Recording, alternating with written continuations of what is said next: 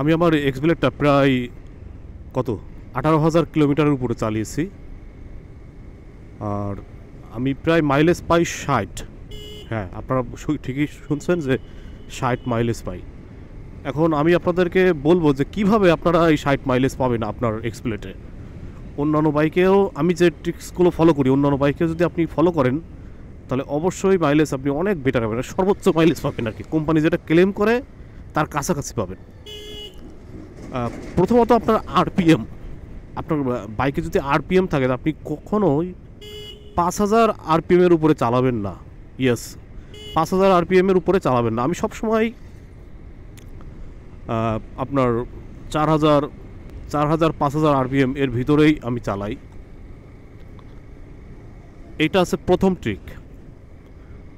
2 নম্বরটা হচ্ছে যে আপনি সবসময় চেষ্টা করবেন আপনার যে গিয়ার আছে, যে আমি এখানে 5 আছে আমার এখন, গিয়ারটা সবসময় যেন সর্বোচ্চ, যদি 4 গিয়ারের গাড়ি হয়, বাইক হয়, তাহলে 4 গিয়ারে রাখবেন, আর 5 গিয়ারের বাইক হলে 5 গিয়ারে রাখবেন।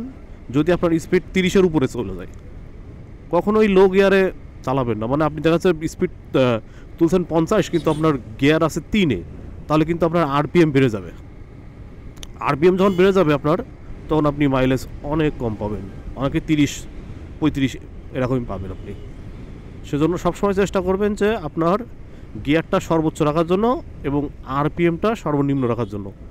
তবে যারা বাইক চালায় তারা অবশ্যই বুঝতে পারবেন যে আপনার গিয়ার এখন কোথায় রাখা উচিত। আপনি অবশ্যই যখন 20-এ চালাবেন তখন তো আর 5-এ রাখবেন না। আর কম স্পিডে বাইকটা না চালানোর চেষ্টা করবেন। কম স্পিড বলতে একেবারে কম, মানে 15-16 এইরকম স্পিডে কখনো বাইক চালাবেন না সচরাচর, যদি দরকার না হয়। যদি দরকার হয় তাহলে তো ঠিক আছে, কারণ ওই স্পিডে আপনি যখন বাইক চালাবেন আপনার মাইলেজ তখন কম পাবেন।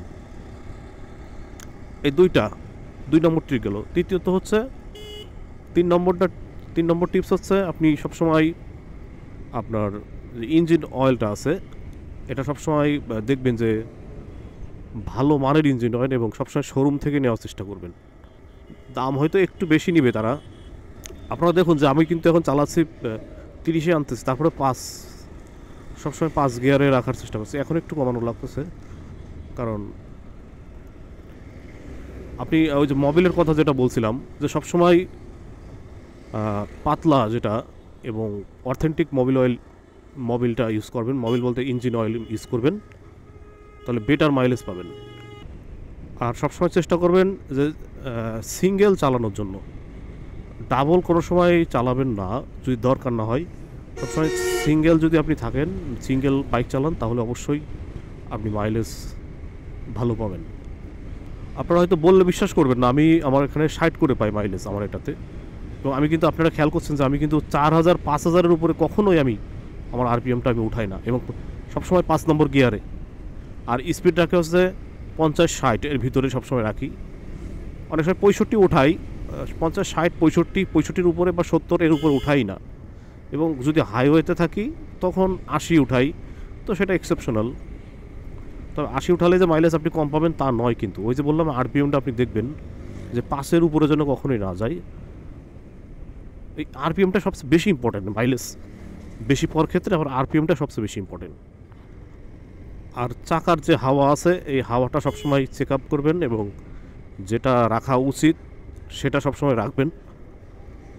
কোনো সময় কমই রাখবেন না, বেশিও রাখবেন না। যেটা রাখা উচিত সেটাই রাখবেন হাওয়া, তাহলে মাইলেজ বেটার পাবেন।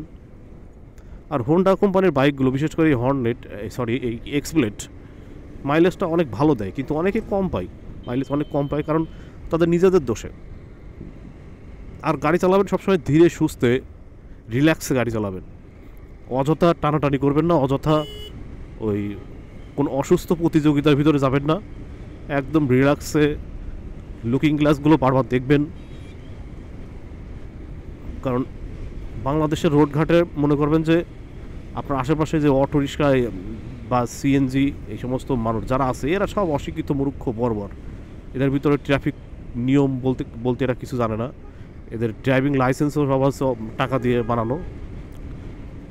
সেজন্য চেষ্টা করবেন সবসময় নিজের সেফটি নিজের কাছে রাখার জন্য, এবং নিজে সর্বোচ্চ সতর্কতার সাথে বাইক চালাবেন, তাহলে দেখবেন আপনি এমনিতেই মাইলেজ পাবেন এবং একটু রিল্যাক্সে চালাবেন, মনোযোগ সহকারে বাইক চালাবেন, আপনি মাইলেজ বেটার পাবেন।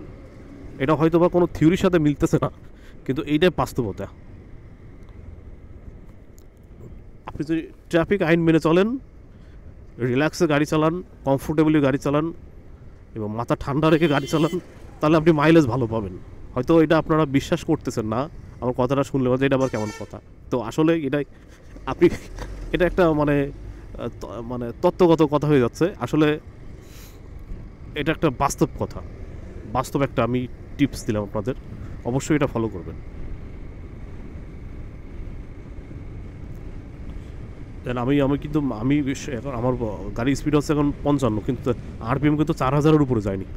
মানে আমি অভ্যাস হয়ে গিয়েছে আমার, যে বাইকটা এইভাবে চালাতে, মানে আরপিএমটা যেন 4-5-5-এর উপর কখনোই যাবে না আমার আরপিএম।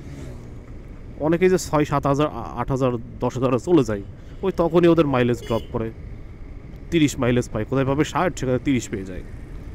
আর কার্বোরেটর সবসময় ক্লিন রাখবেন, সেটা আপনি বুঝতে পারবেন আপনার বাইক যখন আপনি সার্ভিসে দিবেন বা আপনি নিজে চালালে বুঝতে পারবেন যে আপনার কী কী সার্ভিসিং দরকার, এটা আপনি কিন্তু নিজে বুঝতে পারবেন।